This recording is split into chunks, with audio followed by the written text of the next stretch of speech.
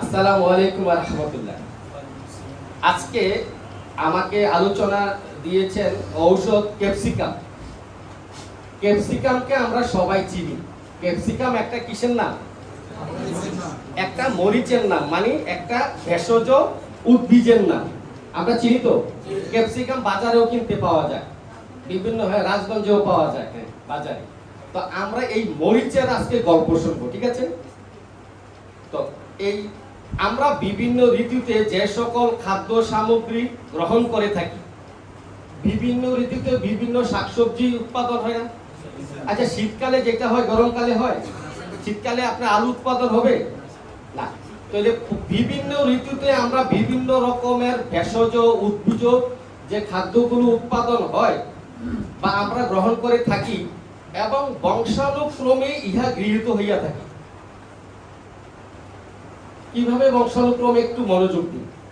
ওই সকল খাদ্য সামগ্রী অনেক সময় ভেষজের ন্যায় আমাদের উপকার সাধন করে থাকি। আমরা যা খাই তার অনেক খাদ্য সামগ্রীর মধ্যে কি আছে? ঔষধি গুণসম্পন্ন খাদ্য আছে, আছে না?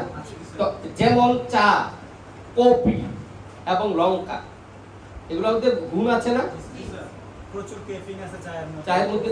এটা শরীরে ব্যাপক কমাতে সাহায্য। তো ইহাদের বিষক্রিয়া পরবর্তীকালে সন্তান সন্ততির মধ্যে প্রভাব বিস্তার করিয়া থাকে। এই যে আমরা খাই, খাওয়ার পর আমাদের মধ্যে যে ভেষজ গুণটা তৈরি হয় এবং আমাদের থেকে যে সন্তানটা তৈরি হয়, এটার ক্রিয়াটা সে সন্তান পর্যন্ত পৌঁছায়। এই সকল রোগ লক্ষণের প্রভাব বহু ক্ষেত্রেই খাদ্য বস্তু হতে সৃষ্টি হয়ে থাকে। এইসবগুলো খাদ্য বস্তু থেকে সৃষ্টি হয়ে থাকে। এটা বলেছে ডাক্তার ক্যান্ট। আমি ক্যান্টের থেকে বলছি কথাটা। ঝাল চা কফি সেবন করেন, ঝাল চা কফি সেবন করেন তাদের ছেলেমেয়েরা যদি উপযুক্ত ওষুধে ব্যর্থ হয়, মনোযোগ, ঝাল চা কফি সেবন করেন তাদের ছেলেমেয়েরা, ওই বাবা মার ছেলেমেয়েরা যদি উপযুক্ত ওষুধে ব্যর্থ হয়, উপযুক্ত ওষুধের ব্যর্থতায় ক্যাপসিকাম ওষুধ প্রয়োগ করিবেন। এইটা অত্যন্ত গুরুত্বপূর্ণ কথা, আপনারা মনে রাখবেন। এই ওষুধেরও উপযুক্ত ওষুধের ব্যর্থতা আছে। দেখেন, এটা একটা শর্ট অ্যাক্টিং মেডিসিন, মাত্র 7 ডেজ এটার কার্যকাল, কিন্তু এটার গুরুত্বপূর্ণ অনেক বেশি। তো উপযোগিতা: মোটা থলথলে, রক্তিম মুখমণ্ডল, মদ্যপায়ী এবং লঙ্কা সেবীদের সন্তান। মনোযোগ, লঙ্কা অর্থাৎ মরিচ সেবীদের সন্তান। প্রতিক্রিয়া শক্তিহীন, থলথলে চেহারা বিশিষ্ট লোক, আরক্ত মুখমণ্ডল, শিরাস্ফীতি, অতিশয় মত্ততা, অতিশয় মদ, যারা অতিরিক্ত মদ গ্রহণ করেন, মত্ততা যুক্ত ব্যক্তিদের সন্তান সন্ততিও, যারা মদ সেবন করেন তাদের ছেলেমেয়েরাও এই ওষুধের জন্য উপযুক্ত।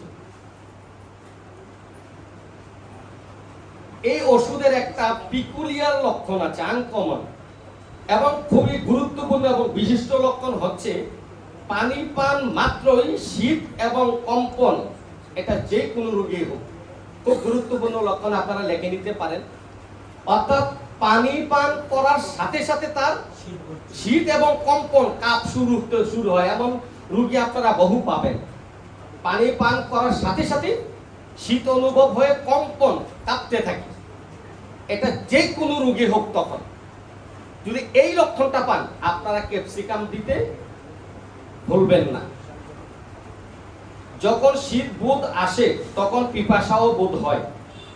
আমাশয় জনিত মলত্যাগের পর পিপাসা বোধ, হঠাৎ বরফ পান করতে চায় এবং ইহাতে আবার শীত ভাব আসে।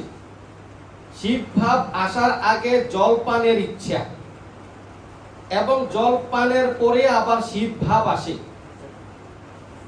উদরে ঠান্ডা শীত অনুভব, গরম কিছু চায়। এসব লক্ষণ সাধারণত মদ্যপায়ীদের বেলায় দেখা দেয়। এই যে লক্ষণগুলো বললাম, এটা বিশেষত কাদের জন্য? এই ক্যাপসিকাম মদ্যপায়ীদের ওষুধ। আজ নিচে আসবে একটু, আমি এটা ছোট ওষুধ অল্প কিছুক্ষণের মধ্যে শেষ করে দিচ্ছি। যে কোনো অঙ্গের প্রান্ত সীমা আমরা ক্যাপসিকামকে এক ডাকে এক নামে চিনি যাকে, সেটা কি? জ্বালা পোড়া। কি কিসের মতো জ্বালা পোড়া? মরিচের মতো জ্বালা পোড়া।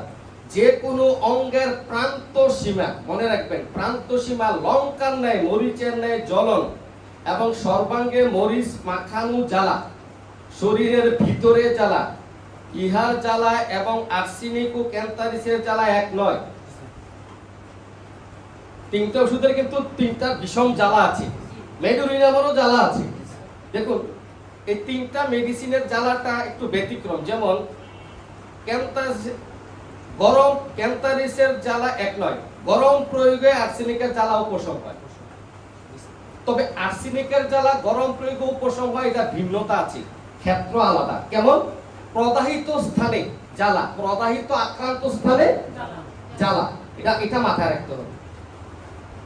আর্সেনিকের জ্বালা হচ্ছে প্রদাহিত বা আক্রান্ত স্থানে জ্বালা এবং সেই জায়গায় গরম প্রয়োগে উত্তাপ প্রয়োগ উপশম। ক্যান্সারিসের জ্বালা আগুনে পোড়ার মতো, ক্যান্সারিসের জ্বালাটা আগুনে পোড়ার মতো। ক্যাপসিকামের বড় কথা হলো জ্বালা, জ্বালা মুখমণ্ডলে। তাহলে আর্সেনিকের মতো হচ্ছে একটু ব্যতিক্রম। তাহলে আমরা কিভাবে আলাদাভাবে করব ক্যাপসিকামকে? দেখুন, ক্যাপসিকামের জ্বালা বড় জ্বালা মুখমণ্ডলে, জ্বালা জিহ্বায়, জ্বালা মূত্রদ্বারে, প্রস্রাবদ্বারে, জ্বালা মলদ্বারে মানে পায়খানার দ্বারে। ক্যাপসিকাম যদিও খুব শীতার্ত, স্যার একটু আগে বলে গেছে ক্যাপসিকাম শীতার্ত, তো ক্যাপসিকাম যদিও শীতার্ত কিন্তু তাহার দেহবন্তরে সর্বদাই জ্বলিয়া যাইতে থাকে। তার দেহের ভিতরে অভ্যন্তরে সর্বদাই জ্বালা পোড়া করিতে থাকে এবং জ্বালা উত্তাপে উপশম। একটু ডিফারেন্স আছে না আর্সেনিক থেকে? আর্সেনিকের জ্বালা উত্তাপে উপশম, তবে ওটা হচ্ছে প্রদাহিত স্থান, আর এটা হচ্ছে কি? গুহ্যদ্বার, মলদ্বার, প্রস্রাবদ্বার, দেহবন্তর এবং জিহ্বা, মুখমণ্ডল, এই সব জায়গায়, হ্যাঁ, এবং একটু গরমে উত্তাপে উপশম।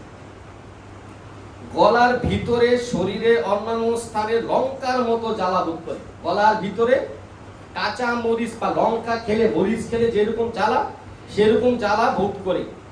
গিলিবার সময় গলনালীর আক্ষেপিক সংকোচন ও জ্বালা, এর জন্য বমি।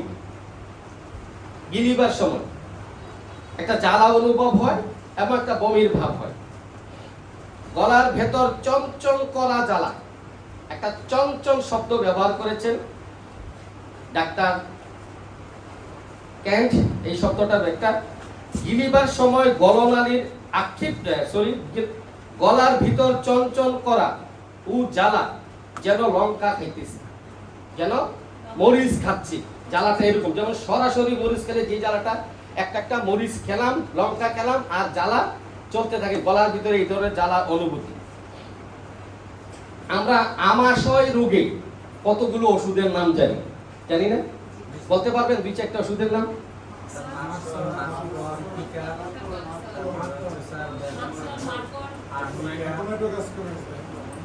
অনেকগুলো ওষুধের নাম বলেছেন। তো এই যে ক্যাপসিকাম যেহেতু আমাশার জন্য একটা গুরুত্বপূর্ণ ওষুধ, এটা আজকে জেনে যান, অত্যন্ত গুরুত্বপূর্ণ। দেখেন ক্যাপসিকামের এই আমাশার লক্ষণটা কি।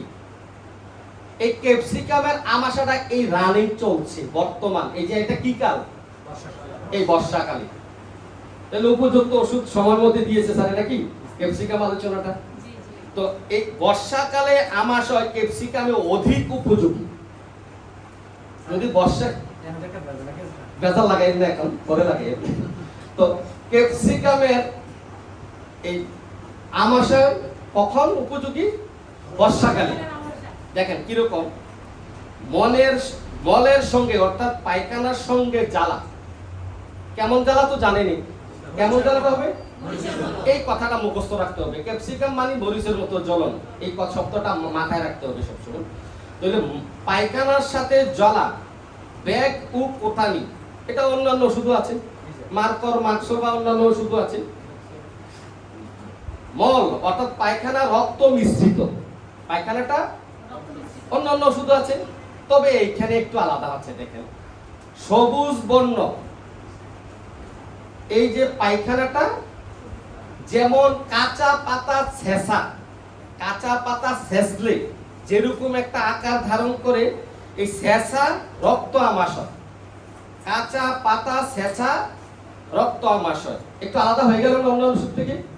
আমাদের ওই চাউলের সাথে মিলে গেছে। মিলে গেছে, কিন্তু এই জায়গাটা তো এই কথাটা থাকলে ক্যাপসিকাম হবে কোথায়? যখন কাঁচা পাতা ছেঁচা এরকম রক্ত আমাশয়ের লক্ষণটা। মলত্যাগের পরও কুন্তন, মলদ্বারে জ্বালা। এবার আসেন, মলদ্বারে জ্বালা, মূত্র কষ্ট, প্রস্রাবে কষ্ট, মূত্রের জন্য ক্রমাগত বেগ, রোগী প্রত্যেকবার মলত্যাগের পর অতিশয় তৃষ্ণা বোধ করে, অথচ জলপান করিলেই তাহার শীত এবং কম্পন দেখা দেয়। যাহারা অতিশয় লঙ্কার জাল খাইতে ভালোবাসেন, মনে রাখেন, তাহাদের ছেলে মেয়েদের প্রায় ক্যাপসিকাম হইয়া পড়ে। তাহাদের ছেলে মেয়েরা প্রায়, যেই বাবা মারা অতিরিক্ত লবণ খাইতে লঙ্কা খেতে ভালোবাসেন, এই তাদের ছেলে মেয়েরাই ক্যাপসিকামের ঔষধের রোগী হয়। ঠিক আছে? ক্যাপসিকামের জ্বরটা হচ্ছে পালাক্রমে জ্বরের একটি বড় ওষুধ, পালা জ্বরের একটি বড় ওষুধ। যেমন জ্বর নির্দিষ্ট দিন নির্দিষ্ট সময়ে আসে। ক্যাপসিকামের জ্বরটা নির্দিষ্ট দিনে নির্দিষ্ট সময়ে আসে। শীত অবস্থায় পিপাসা দেখা দেয়, উত্তাপ অবস্থায় পিপাসা থাকে না।